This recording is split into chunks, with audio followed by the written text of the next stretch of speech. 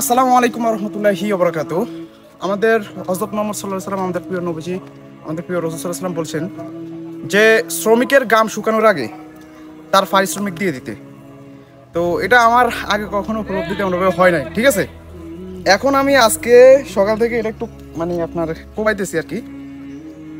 এত পরিমাণ গরম আর উপরে রোদ, তখন আমার উপলব্ধি হইলো যে আসলেই রাসূল সাল্লাল্লাহু আলাইহি ওয়াসাল্লাম যে বলছে যে শ্রমিকের ঘাম শুকানোর আগে তার পারিশ্রমিক দিয়ে দিতে, এটা আসলেই বাস্তব। কারণ ভাই এত কষ্ট, আর ঘাম দেখছেন, এরপরে আমার পুরো দুই সিনা অবশ হয়ে যেতেছে, হাতের কবজি, হাত তো খালাই গেছে কত আগেই, ঠিক আছে।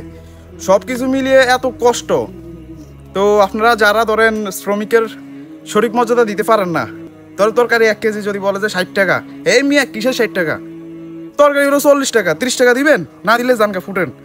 আসলে এরকম বলা উচিত না, কারণ যে কষ্ট যদি মাঠে কেউ না নামে এর রোদের মধ্যে, তাহলে এটা উপলব্ধি কখনো করতে পারবেন না। কারণ আমি আপনাকে প্রথমে বলছি যে এখান থেকে তো আমি সবজি বিক্রি করব, অনেক সবজি টাকা ইনকাম করবো, এটা কোনো আমার চিন্তাধারা নাই। আমি জাস্ট এটা করার পরে কীরকম কষ্ট হয় আমি শিখতে আসছি, বা কীরকম উপলব্ধি হয় এটা আমি করতে আসছি। তো আপনারাও চেষ্টা করেন ইনশাআল্লাহ।